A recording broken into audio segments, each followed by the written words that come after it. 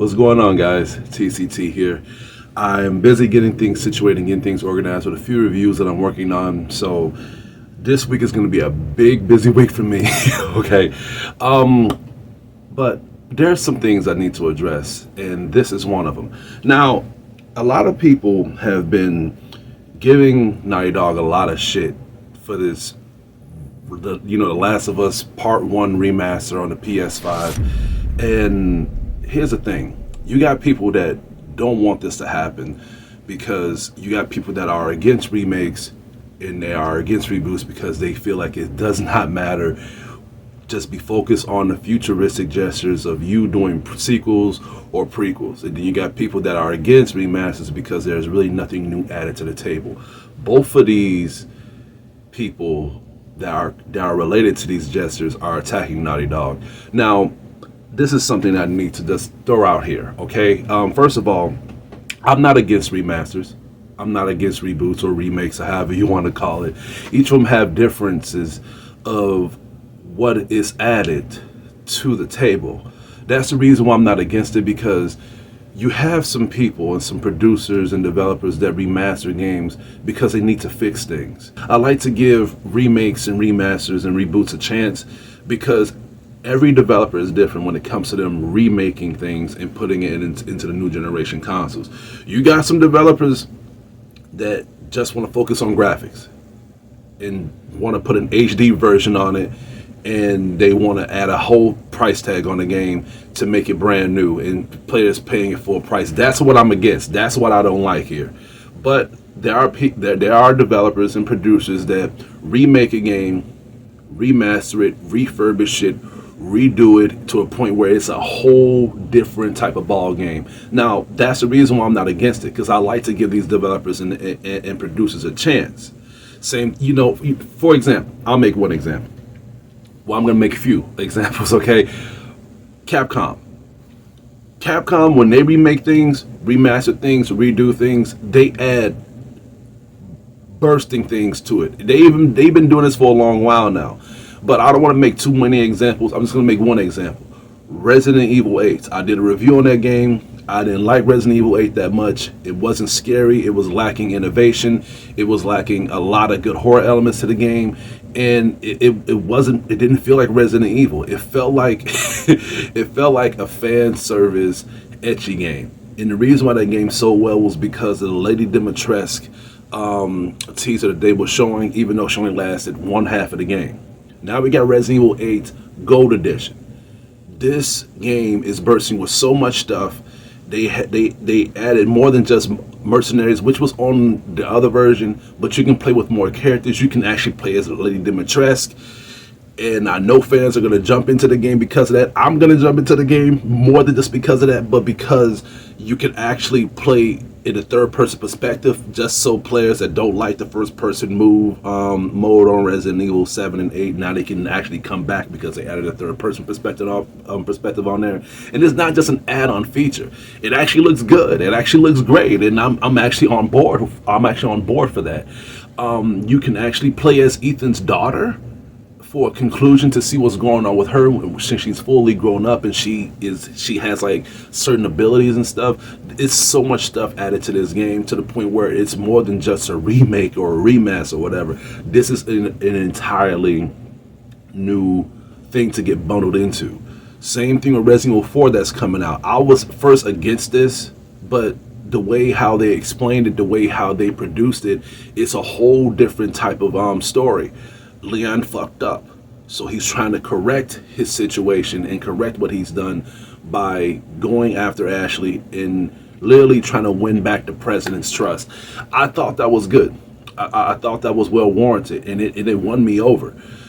All I'm saying is this: there's a lot of remasters that correct things and redo things and right to give you a rebuild of things that they probably would have added onto a previous version, but they probably didn't. And that's why I don't mind. The reason why we're against Naughty Dog, and the reason why I'm against Naughty Dog, is because they are known for remastering things and not adding anything new to the table. For example, Uncharted Legacy. What is different from this one than the PS4 version other than it being bundled together with the Chloe Fraser mission, with the whole Uncharted expansion with the multiplayer. Nothing. There's really nothing new to it. The game is lacking innovation with new characters that they add, like Nathan Drake's daughter. I was really hoping for them to add like a play mission with her when she's grown up or something, and she gets summoned across a mission that Nathan Drake and Elena gotten too old to do because they're taking care of her. So she wants to be just like them, and she does want to do adventures and stuff. It showed this on the end of the game where she was scavenging around and trying to find things that can replicate what they have done in the past.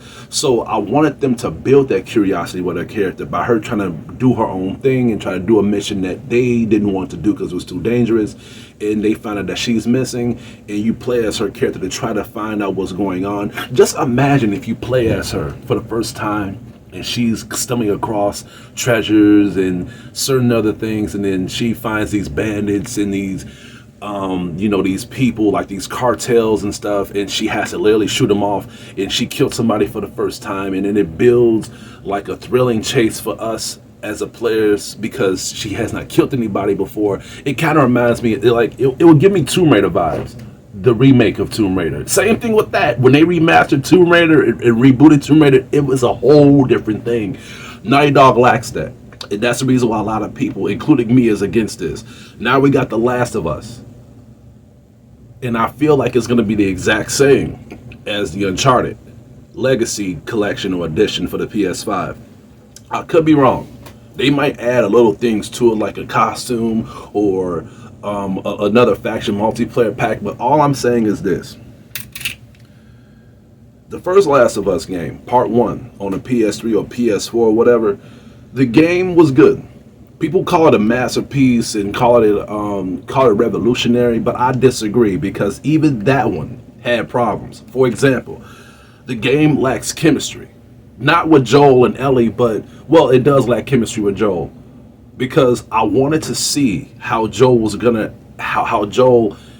reacted after the apocalypse, after he lost his daughter Sarah. But after that, it just took place 20 years later. I wanted to see how he changed. I wanted to see how things shifted with him. How he ended up working amongst the hunters, as he mentioned when they ended up getting pulled, when they ended up getting stopped by one of the bandits and he saw the attack coming.